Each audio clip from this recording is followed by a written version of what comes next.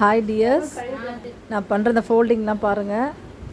அதே மாதிரி ஃபோல்ட் பண்ணிங்கன்னா உங்களுக்கு இந்த ஸ்வான் பேர்டு கிடைக்கும். இல்லை ஸ்கிப் பண்ணாமல் அந்த ஒவ்வொரு ஃபோல்டிங்கையும் எப்படி ஃபோல்ட் பண்ணுறேன்னு பாருங்கள்.